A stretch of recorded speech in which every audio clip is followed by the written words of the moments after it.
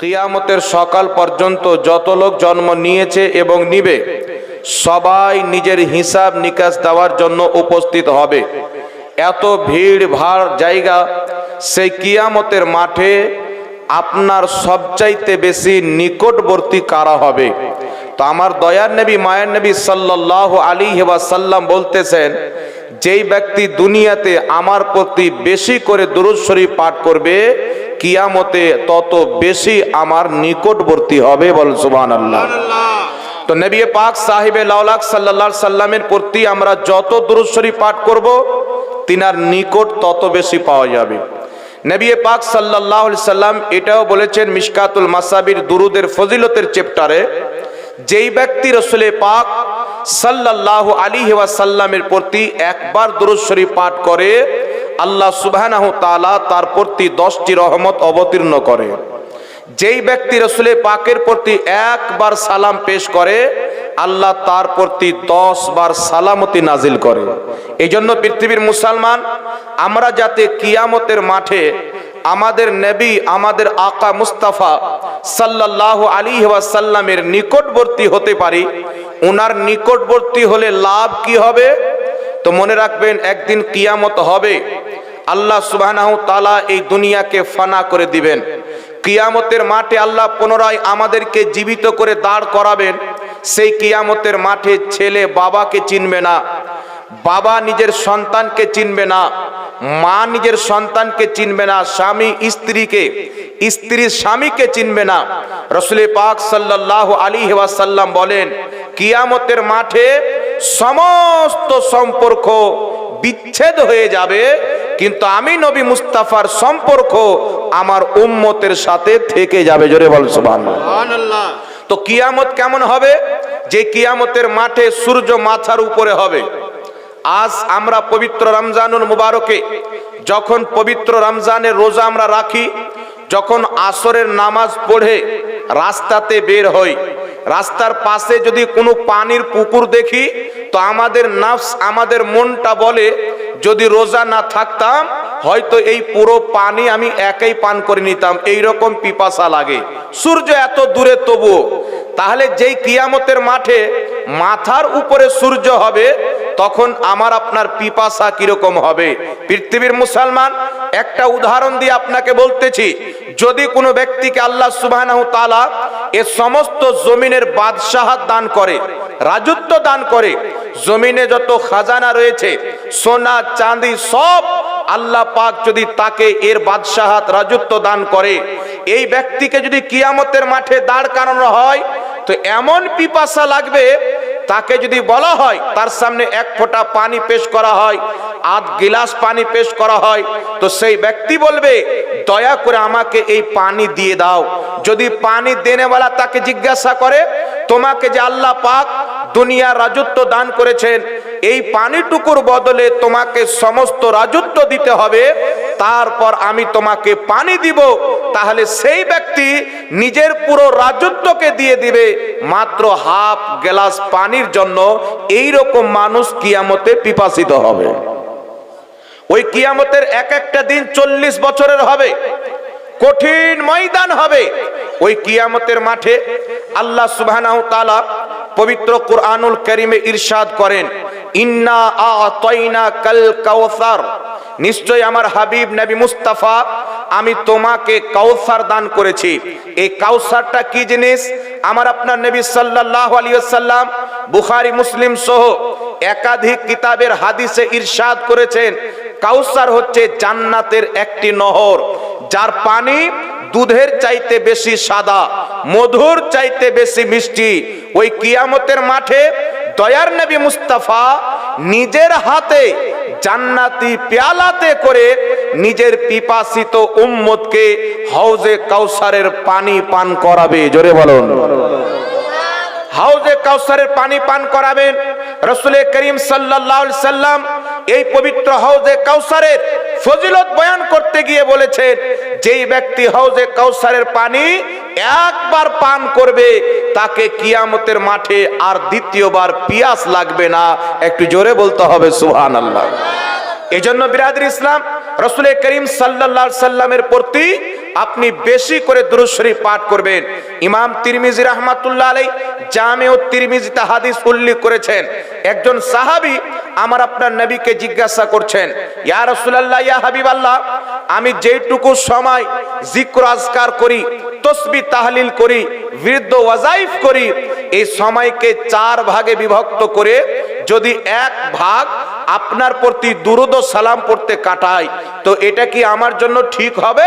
তো রাসূল করিম সাল্লাল্লাহু আলাইহি ওয়াসাল্লাম বলছে, যদি তুমি এর চাইতে বাড়াতে পারো তো তোমার জন্য উপকার হবে। সাহাবী বলতেছেন, হুজুর 4 ভাগের মধ্যে যদি 2 ভাগ আপনার প্রতি দুরূদ পড়ে কাটাই, যেই টাইমে আমি জিক্র আজকার করি, আল্লাহ পাকের গুণগান করি, যদি আমি সেই টাইমকে 4 ভাগে বিভক্ত করে 2 ভাগ আপনার প্রতি দুরূদ পড়তে কাটিয়ে দিই, সালাম পড়তে কাটিয়ে দিই, তাহলে আমার জন্য কি উপকার হবে? রাসূল পাক আলাইহিস সালাম বলতেছেন, যদি তুমি বাড়াইতে পারো তাহলে তোমার জন্য উপকার হবে। দয়ার নবী মুস্তাফার সাহাবী বলছেন, ইয়া রাসূলুল্লাহ, ইয়া হাবিবাল্লাহ, তাহলে আমি আমার জিকিরের সময়টুকুকে 4 ভাগে বিভক্ত করে তার 3 ভাগ যদি আপনার প্রতি দুরূদ পড়তে কাটিয়ে দিই, তাহলে আমার জন্য কি উপকার হবে? রাসূল পাক বলছেন, আরো যদি বাড়াইতে পারো তোমার জন্য উপকার হবে। সেই সাহাবী বলছেন, ইয়া রাসূলুল্লাহ, আমি সম্পূর্ণ সময় সম্পূর্ণ টাইম যদি আপনার প্রতি দুরূদ পড়তে কাটিয়ে দিই, তাহলে কি আমার জন্য উপকার হবে? রাসূল পাক আলাইহিস সালাম বলছেন, আল্লাহ পাক তোমার গুনাহ খাতা ক্ষমা করে দিবে, আল্লাহ তোমার মাগফিরাত করে দিবে। কারণ যখন বান্দা শুধু জিকির করবে, সেখানে রাসূলের নাম নাও থাকতে পারে, কিন্তু যখন দরুদ পড়বে সেখানে খোদারও নাম থাকবে, আর খোদার হাবিব নবী মুস্তাফারও নাম থাকবে। আর আল্লাহ পাক পবিত্র কোরআনে বলতেছেন, ওয়ারাফা'না লাকা যিকরাক, এ আমার হাবিব, আমি আপনার জন্য আপনার জিকিরকে, আপনার আলোচনাকে, আপনার প্রশংসাকে উঁচু করে দিয়েছি। এই আয়াতের তাফসীর করতে গিয়ে সাইয়্যিদনা আব্দুল্লাহ ইবনে আব্বাস, নবী পাকের চাচাইতো ভাই, নবী পাকের সাহাবী হযরতে আব্দুল্লাহ ইবনে আব্বাস, জিনার ব্যাপারে আমার আপনার নবী দোয়া করেছিলেন, আল্লাহ তুমি আব্দুল্লাহ ইবনে আব্বাসকে কোরআন পাকের আলিম বানিয়ে দাও। তাহলে যেই ব্যক্তির কোরআন পাকের আলিম হওয়ার জন্য আমার আপনার নবী মুস্তাফা দোয়া করেছেন, সেই ব্যক্তি কোরআন পাকের কত বড় আলিম হবে, এটা আমরা নবীর দোয়া দ্বারা বুঝতে পারছি। হযরতে রাসূল আকরামের সাহাবী, এটা আকীদা মনে রাখবেন, এটা আমাদের বিশ্বাস, এই জমিনের মাটিতে আল্লাহর নবীর পর সব চাইতে বেশি যদি কোনো ব্যক্তি রাসূল পাকের হাদিস, আল্লাহ পাকের কোরআনকে বুঝে থাকে, তিনারা হচ্ছেন নবী মুস্তাফার সাহাবী। আর জোরে বলতে হবে সুবহানাল্লাহ। নবী মুস্তাফার সাহাবী সবচাইতে বেশি কোরআন বুঝেন, সবচাইতে বেশি হাদিস বুঝেন। এই আব্দুল্লাহ ইবনে আব্বাস বলতেছেন, ওয়াইদা যুকিরতু যুকিরতা মাই, যেখানে আল্লাহ পাকের জিকির হবে, আলোচনা হবে, প্রশংসা হবে, সেখানে নবী মুস্তাফারও প্রশংসা হবে। আজানে চলে যান, খোদার প্রশংসার পর নবী মুস্তাফার প্রশংসা পাওয়া যাবে। নামাজে চলে যান, খোদার প্রশংসার পর নবী মুস্তাফার প্রশংসা পাওয়া যাবে। দুনিয়া তো দুনিয়া, কোরআনে হাদিসে সব জায়গাতে, এমন কি যে আপনি মরে যখন কবরে যাবেন, খোদার নামের পর নবী মুস্তাফার ব্যাপারে প্রশ্ন করা হবে। তো কবরে রাসূলের পাকের নাম আছে, হাসরে রাসূল পাকের নাম থাকবে। এই জন্য পৃথিবীর মুসলমান দুরূদ পড়াকে ছোট ইবাদত মনে করা যাবে না। আমি আপনাকে বলতে চাই, দুরূদ এমন একটি জিনিস, সালাত ও সালাম এমন একটি জিনিস, আল্লাহ পাক স্বয়ং নবী মুস্তাফার প্রতি সালাত ও সালাম পেশ করেন।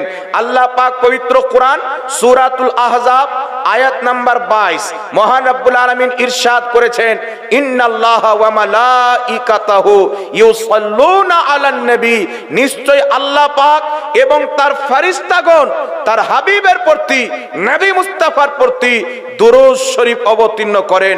আল্লাহ পাক বলতেছেন, ইয়া আইয়ুহাল্লাযীনা আমানু সাল্লু আলাইহি ওয়া সাল্লিমু তাসলিমা, হে বিশ্বাসীগণ, ঈমানদারগণ, তোমরাও আমার নবীর প্রতি খুব সালাম পড়ো আর খুব দুরূদ পড়ো।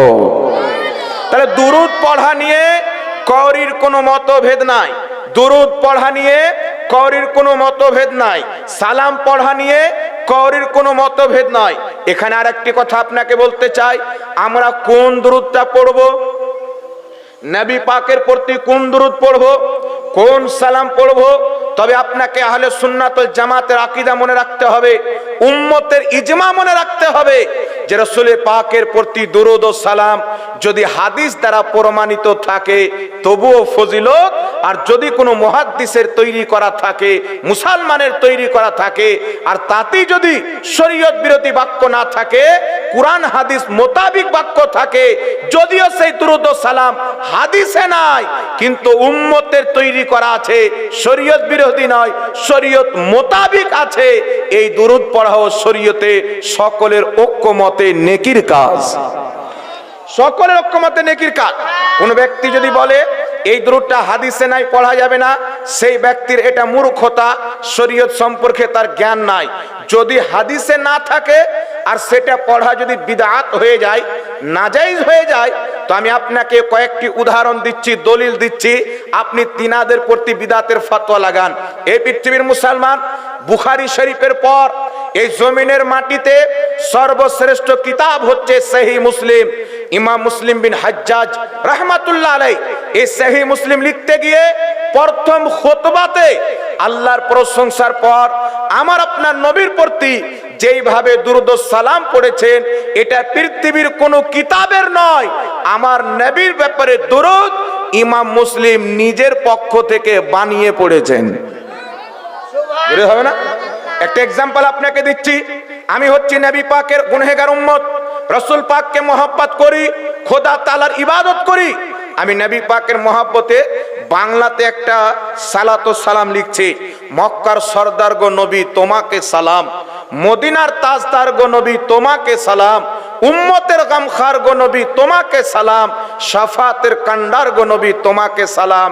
এই বাক্যটি জায়েজ না নাজায়েজ? কথা বলতে হবে। এই বাক্যটি জায়েজ? এ তো কোনো কোরআন হাদিসে নাই। তো আপনি বলবেন কোরআন হাদিস মোতাবিক, ভালোই কথা। তো ইমামে মুসলিম রাহমাতুল্লাহ আলাইহি নিজেই যে সালাত ও সালাম পেশ করতেছেন পৃথিবীর কোন হাদিসে নাই, নিজের পক্ষ থেকে বানিয়ে পড়ছেন, তাহলে বোঝা গেল ইমাম মুসলিমের মাসলাক হচ্ছে নবীর প্রতি দুরূদ ও সালাম যদি কোরআন হাদিসে বর্ণিত হয় তবুও বৈধ রয়েছে, কোন নেক বান্দার তৈরি করা হয় তবুও তাতে ফজিলত আছে, কারণ সেই বান্দা নিজের বাবার শানে নয়, রাসূলের পাকের শানে দুরূদ বানিয়েছেন। কথা বুঝতে পারছেন কি পারছেন না বাবা? আগিয়ে চলেন পৃথিবীর মুসলমান। ইমামে আজম আবু হানিফা রাহমাতুল্লাহ আলাইহির কিতাব মুসনাদে ইমামে আজমের মধ্যে, তারপরে উনার লিখিত কিতাব ফিকহুল আকবরে চলে যান, তারপরে ইবনে মাজাতে চলে যান, তারপরে নাসাইতে চলে যান, তারপরে মিশকাতে চলে যান। এ তো সকলের ঐক্যমতের বুজরুগ, যত রকমের ফিরকা আছে সকলের আকাবিরদের কিতাবে খুতবাতে এমন দুরূদ লেখা আছে যেটা পৃথিবীর কোনো হাদিসে নাই, নিজের পক্ষ থেকে বানানো। এই জন্য কোনো ব্যক্তি যদি বলে এই দুরূদটা কি হাদিসে আছে, তো হাদিসে যদি না থাকে, কোন মুহাদ্দিসের তৈরি করা থাকে, তাতেই আল্লাহ পাক সওয়াব রেখেছেন। এটাই হচ্ছে মুহাদ্দিসিনে কিরামের মাযহাব। জোরে বলতে হবে সুবহানাল্লাহ। কথা বুঝতে পারছেন বাবা? আরেকটি কথা আপনাকে বলে দিই, রাসূল পাক সাল্লাল্লাহু আলাইহি সাল্লামের প্রতি আপনি দুরূদ বসে পড়বেন না দাঁড়িয়ে পড়বেন, শুয়ে পড়বেন না উঠে পড়বেন? আমি আপনাকে বলতে চাই, আল্লাহ পাক দুরূদ পড়তে বলেছেন, বসে পড়লেও সওয়াব, দাঁড়িয়ে পড়লেও সওয়াব, শুয়ে পড়লেও সওয়াব। বসে পড়াকেও ওয়াজিব মনে করা যাবে না, দাঁড়িয়ে পড়াকেও ওয়াজিব মনে করা যাবে না। বৈধ মনে করে, মুস্তাহাব মনে করে বসে বসে পড়লেও নেকি, দাঁড়িয়ে দাঁড়িয়ে পড়লেও নেকি। তবে পৃথিবীর মুসলমান, গোটা বিশ্বের মাটিতে হাজারো হাজারো জায়গাতে অনেক এমন মুসলমান রয়েছে যিনারা রাসূল পাকের মহব্বতে দাঁড়িয়ে দুরূদ পড়ে, ইয়া নবী সালামুন আলাইকা, আছে না? উনি দাঁড়িয়ে দুরূদ পড়ে।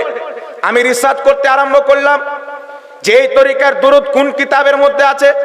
তো শরীয়তের মাসলা হচ্ছে, সর্বপ্রথম শরীয়তের বিধান আপনি আল্লাহ পাকের কোরআনে দেখেন, যদি আপনার জ্ঞান মোতাবিক কোরআন পাকে না পান, নবী মুস্তাফার হাদিসে দেখেন, যদি হাদিস শরীফের মধ্যে না পান, তাহলে ফাসআলু আহলা যিকরি ইন কুনতুম লা তাআলামুন, যারা জানে তাদের কাছে জানো। পূর্বের আলিমরা কি বলেছেন, ইমাম মুহাদ্দিস কি বলেছেন, তাদের কিতাবকে দেখেন, কারণ তিনারা হচ্ছে নিরাপদ, তিনাদের প্রতি আল্লাহ পাকের ইনাম রয়েছে, তিনাদের মাসলাকে ফলো করে যদি চলেন তো আপনার বেড়া পার হবে। আর যদি মুহাদ্দিসিনে কেরামের বিপক্ষে ফতোয়া এমন দেন যেই ফতোয়ার গ্রিফতে মুহাদ্দিস পর্যন্ত পড়ে যায়, তাহলে আপনার বেড়া গারক হয়ে যাবে, নৌকা ডুবে যাবে।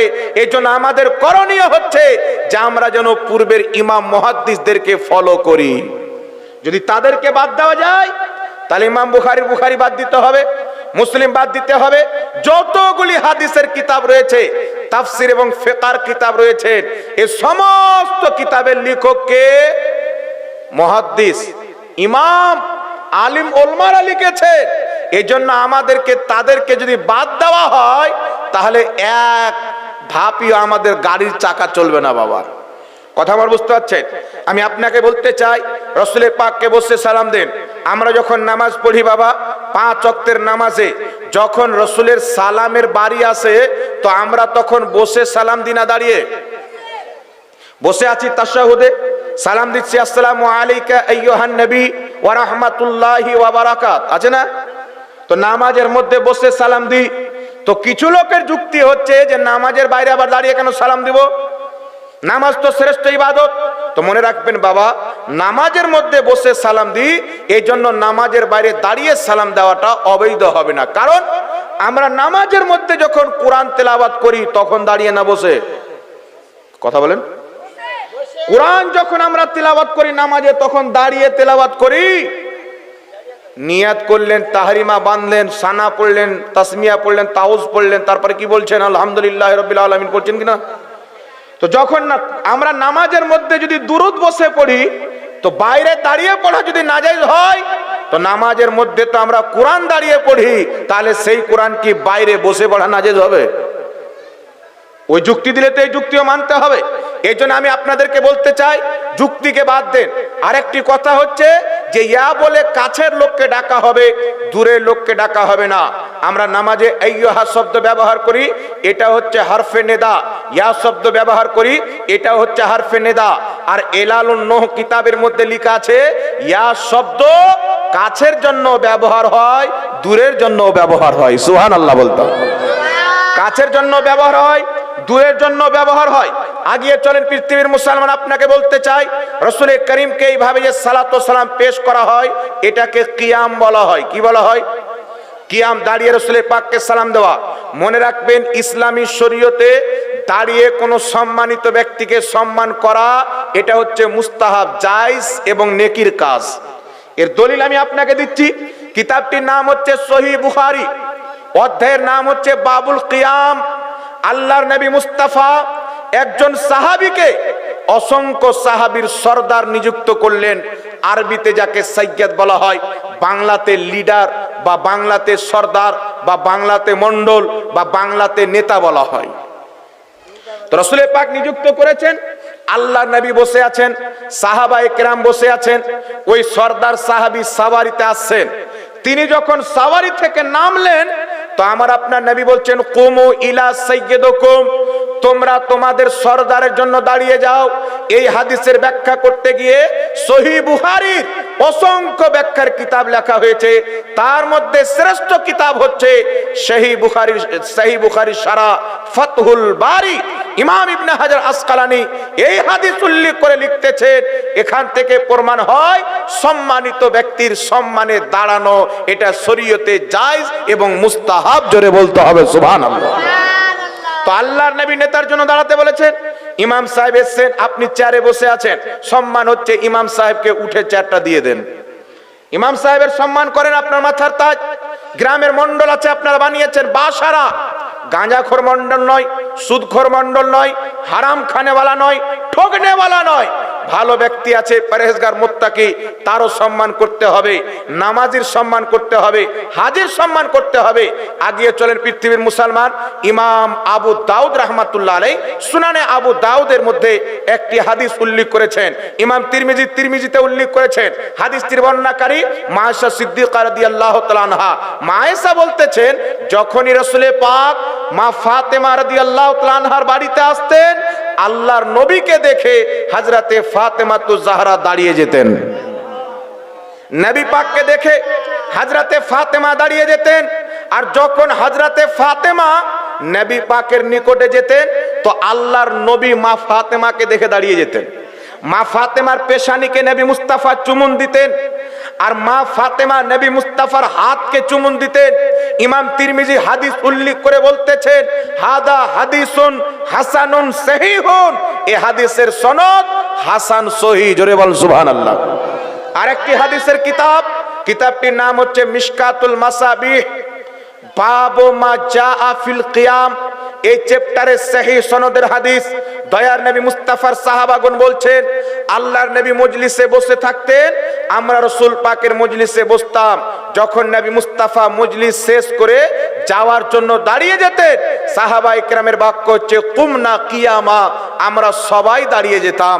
অতক্ষণ পর্যন্ত দাঁড়িয়ে থাকতাম যতক্ষণ পর্যন্ত দয়ার নবী মুস্তাফা নিজের স্ত্রীগণের হুজরাতে প্রবেশ না করতেন, আমরা দাঁড়িয়ে থাকতাম।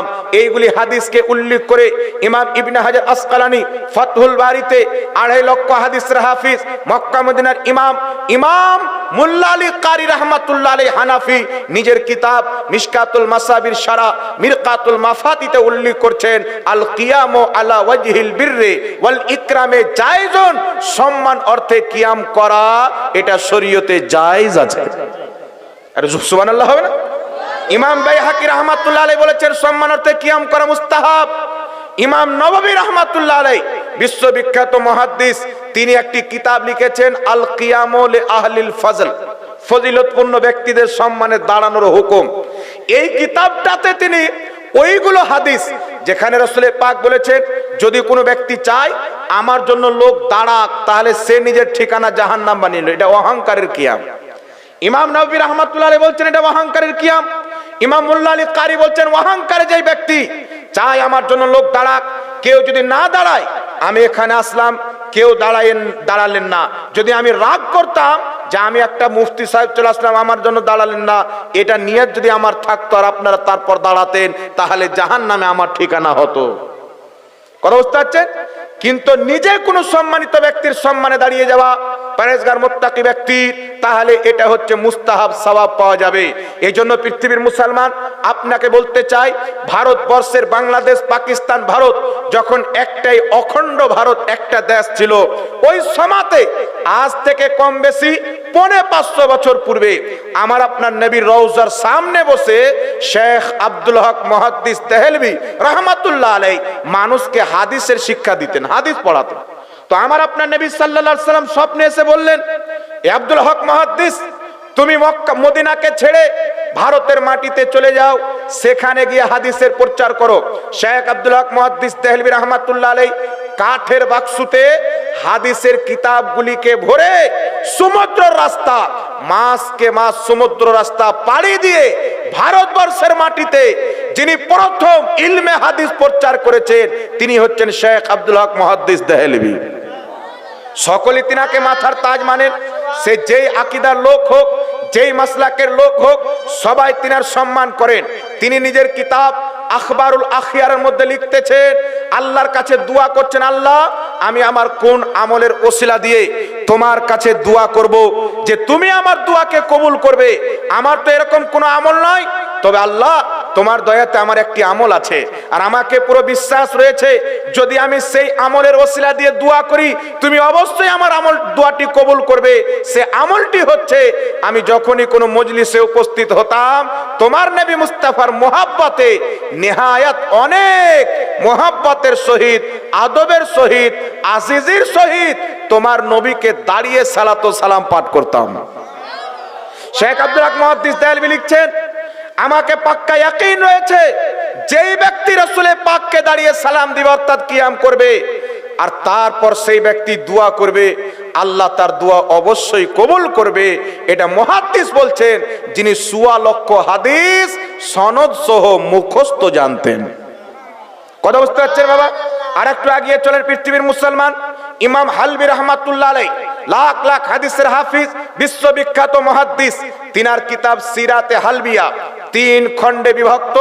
সেই প্রথম খণ্ডের 123 পৃষ্ঠা, বাইরুত লেবাননের ছাপ উনি লিখতেছেন, সকল উলমায়ে কিরাম একমত হয়ে গেছেন যে রাসূলের পাকের সম্মানে দাঁড়িয়ে মানুষ যে সালাতু ওয়াস সালাম পাঠ করে এটা হচ্ছে মুস্তাহাব, করলে নেকি আছে। সুবহানাল্লাহ, আর একটু সুবহানাল্লাহ হবে না বাবা? এই জন্য পৃথিবীর মুসলমান ভারতবর্ষের মাটিতে চলে আসেন উলামায়ে আহলে সুন্নাত, উলামায়ে আহলে সুন্নাত, উলামায়ে দেওবন্দের মধ্যে যিনি সবচাইতে বড় আলিম, যার নাম হচ্ছে আশরাফ আলী থানভী, মৌলভী আশরাফ আলী থানভী সাহেব নিজের কিতাব ইমদাদুল মুস্তাকের ৭১ পৃষ্ঠার মধ্যে লিখতেছেন যে আমরা ওস্তাদের সম্মানে দাঁড়িয়ে যাই, তো কেউ যদি নবীর শানে দাঁড়িয়ে সালাম দেয় এতে খারাপের কি আছে? কোনো সমস্যা নাই। সুবহানাল্লাহ হবে না? এইরকম হাজারো দলিল আপনার সম্মুখে উপস্থাপন করা যেতে পারে। এই জন্য রসুলকে বসেও সালাম দেওয়া যায়, দাঁড়িয়েও সালাম দেওয়া যায়। কেউ প্রশ্ন করেছিলেন, মা ফাতেমা দাঁড়িয়েছেন রসুলকে দেখে, সাহাবা দাঁড়িয়েছেন রসুলকে দেখে, তোমরা তো দেখতে পাও না।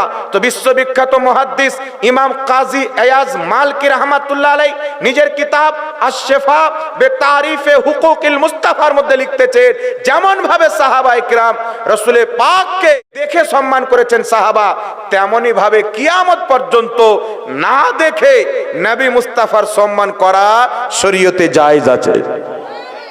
যেমন ভাবে সাহাবা দেখে সম্মান করেছেন, না দেখেও সম্মান করা গোটা উম্মতের জন্য কিয়ামত পর্যন্ত জায়েজ আছে। মুহাদ্দিসিনে কিরাম ফতোয়া দিয়ে দিয়েছেন। সুতরাং এইগুলো মাসলা নিয়ে মানুষের মধ্যে বিভ্রান্তি ছড়ানোর কোনো প্রয়োজন নাই। বড় বড় মুহাদ্দিস রাসূলের পাককে বসেও সালাম দিয়েছেন, দাঁড়িয়েও সালাম দিয়েছেন। নবীকে বসেও সালাম দেন, দাঁড়িয়েও সালাম দেন। সুবহানাল্লাহ বলেন। তো রাসূলের পাকের প্রতি দুরূদ ও সালাম পড়লে লাভ কি পাওয়া যাবে? কিয়ামতের মাঠে নবী মুস্তাফার নিকট পাওয়া যাবে। আর মনে রাখবেন মুসলমান, ওই পবিত্র কিয়ামতের মাঠে সবাই নাফসি নাফসি করবেন, কিন্তু আমার নবী মুস্তাফা আল্লাহ পাককে সেজদা করে নিজের গোটা উম্মতকে বক্সে জান্নাতে নিয়ে যাবেন।